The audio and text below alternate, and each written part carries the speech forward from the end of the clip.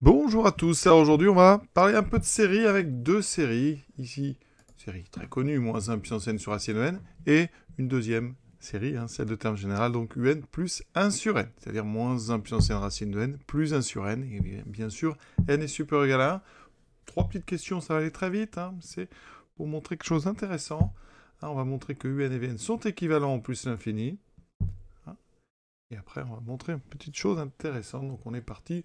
Alors, première chose, tout d'abord, pourquoi est-ce que un et vn sont équivalents en plus l'infini? On peut utiliser l'équivalence avec ce rapport qui tend vers 1, puisque un est différent de 0, et bien un équivalent à vn, ça équivaut à dire que la limite de vn sur n est égale à 1. Donc, on peut démontrer ceci. Alors, ça peut être assez simple. Vn, donc sur un, c'est donc un plus 1 sur n, donc un, on va regarder ce que ça donne. Vous avez un sur n qui vaut 1, plus 1 sur n fois 1 sur un. Alors 1 sur un, c'est donc racine carrée de n sur moins 1 puissance n. D'accord? Ça me donne 1 plus, ici, 1 sur moins 1 puissance n racine de n. Alors pour ceux qui n'aiment pas trop les moins 1 puissance n au dénominateur, eh bien, le moins 1 puissance n a cette faculté ici d'être son propre inverse. Donc ici, on peut le monter sans autre précaution. Voilà. Donc ici, eh bien, on voit bien que cette chose-là étend bien vers 0 quand n tend vers plus l'infini. Donc un est bien équivalent à vn en plus l'infini. Alors une autre façon de le faire, sans la division, ça serait de revenir à la définition. Un et vn sont équivalents si vn est égal à un plus un fois un epsilon de n, c'est-à-dire quelque chose qui tend vers 0 quand n va vers plus l'infini. Alors là, c'est assez simple parce que regardez, vn, c'est un plus 1 sur n. Mais 1 sur n, eh bien, je vais trafiquer pour faire apparaître un. Donc je vais écrire ici ceci. Et pour que cette chose-là fasse bien 1 sur n, pour retrouver vn égale un plus 1 sur n, eh bien, qu'est-ce qu'il faut que je fasse? Il faut ici, bien sûr, que je mette un racine de n. Et ici, il faut que je mette un moins 1 puissance n. Intéressant, ça. D'accord? Ça veut dire, finalement, que vn, c'est un plus un carré.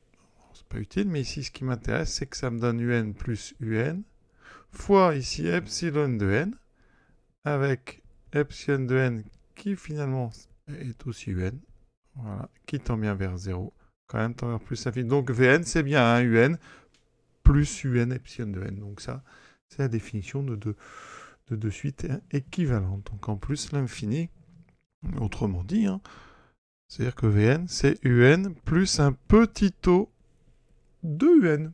D'accord? C'est-à-dire que la différence vn moins un, eh bien, c'est un petit o de un. Voilà. C'est différentes façons de voir l'équivalence. Je pense que la plus pratique, quand les termes sont non nuls, c'est quand même ce quotient qui tend vers 1. Pour la nature de la série d'un, eh bien, un, c'est moins 1 puissance n sur racine de n. Là, on est sur un critère des séries alternées.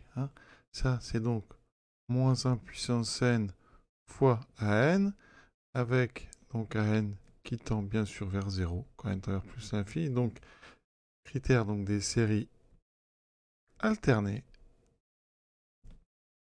Bien, la série des un, elle, converge.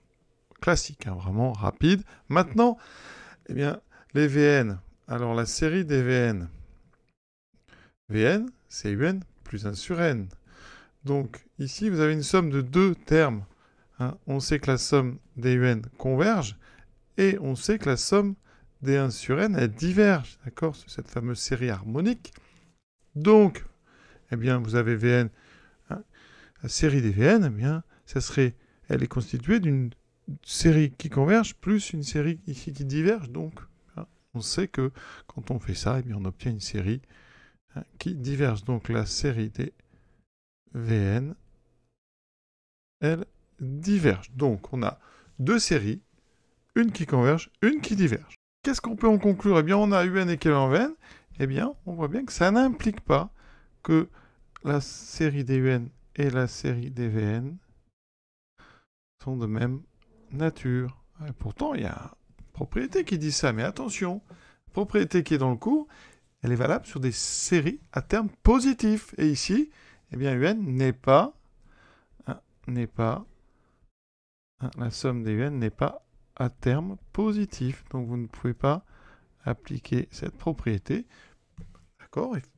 Donc, C'était juste un petit exercice pour mettre en avant cette chose-là. On fait toujours attention, hein. Donc on peut avoir comme ça des termes équivalents sans que les séries soient matures si on n'est pas sur des choses à terme positives. Voilà, petit exercice rapide. À très bientôt.